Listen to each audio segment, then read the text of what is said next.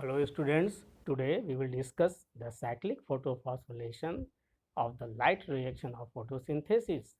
This is actually in continuation to our previous day talk in which we discussed the non-cyclic photophosphorylation.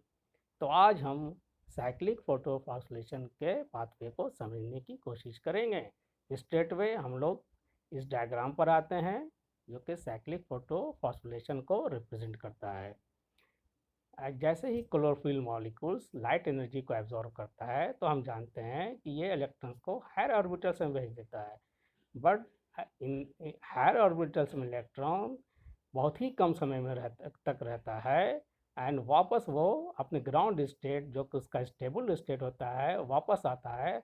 But in the process the electrons are accepted by ferredoxin, cytochrome B6, cytochrome F, finally plastocyanin, and from plastocyanin electrons come back again to the chlorophyll molecules. Since the electrons come back again to the same chlorophyll molecule, we call it a cyclic way of synthesis of ATP molecule, because in the process at two steps, one is between pyridoxine, here we can see it, pyridoxine and cytochrome B6, another between cytochrome B6 and cytochrome F, the synthesis of ATP from ADP occurs. And so a cyclic process is followed. Electrons ejected from PS1 again come back to the same chlorophyll molecules. We call it a cyclic pathway. So this is all about the cyclic photophosphorylation. Now we will try to compare it with non-cyclic photophosphorylation.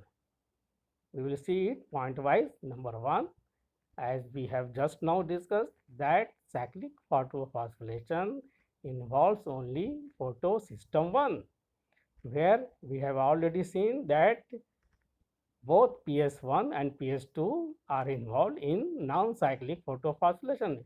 We discussed it earlier in our earlier classes.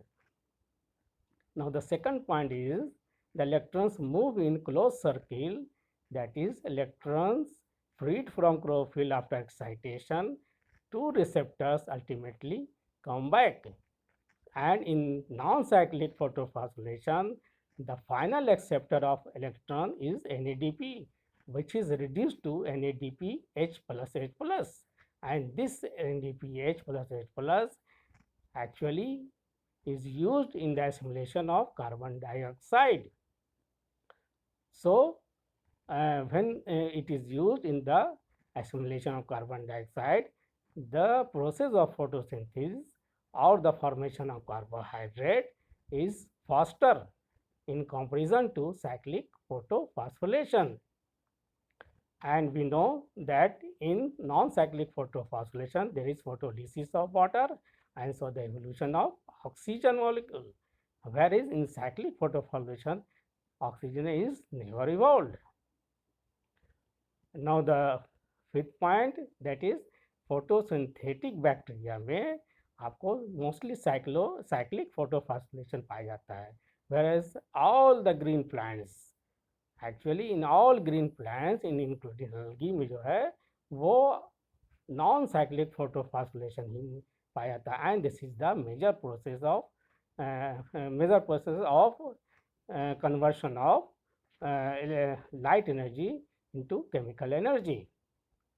Now finally one thing, that is DSMU, that is dichlorophenyl dimethyl urea. This actually completely inhibits the process of non-cyclic photophosphorylation, whereas it is ineffective in cyclic photophosphorylation.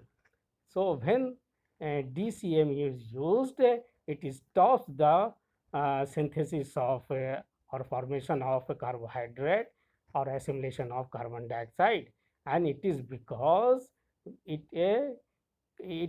affects the plastoquinine binding site of PS2, thus blocking the flow of electron from photosystem 1 to photosystem 1, electron का flow जो photosystem 1 से photosystem 2 से photosystem 1 की तरफ होता है, it is completely blocked by the use of DCMU, that is dichlorophenil dimethyl urea. So these are all about the differences between cyclic photophosphorylation and non-cyclic photophosphorylation. Now finally, one thing I would like to discuss here, the relationship between cyclic photophosphorylation and Emerson's effect. जैसा कि हम लोग जानते हैं कि इमर्सन्स ने अपने experiment में पाया था कि when higher wavelength of light को सप्लाई किया जाता है, then there is sharp drop in the rate of assimilation of carbon dioxide. और इस चीज़ को उन्होंने बताया था कि this is because of high wavelength of light, जिसको उन्होंने रेड ड्रॉप के नाम से रेड ड्रॉप्स एक्चुअली उन्होंने डेजिग्नेट किया था इसको. तो in case of cyclic photophosphorylation we see that there is no formation of any DPH plus H12 which is an important reducing factor. और इसके नहीं फॉर्मेशन होने से साइक्लिक फोटोफॉस्फोरेशन जब भी ऑपरेट होता है तो डेफिनेटली है कि CO2 का एसिमुलेशन बहुत कम होता है. लेकिन when non cyclic photophosphorylation operates in association with cyclic PS1 and PS2, when both operates in non-cyclic photophosphorylation, the formation of NADPH plus H plus occurs, as well as the synthesis of ATP is also efficiently produced. Efficiently the synthesis of ATP occurs, and both these reducing factors helps in the process of photosynthesis, and so there is an increase in the rate of assimilation of carbon dioxide, and this actually explains the phenomenon of immersion enhancement effect. So we have seen how the cyclic photophosphorylation and non-cyclic photophosphorylation are important in the assimilation of carbon dioxide. And we have with this we have covered almost the entire aspects of light reaction of photosynthesis.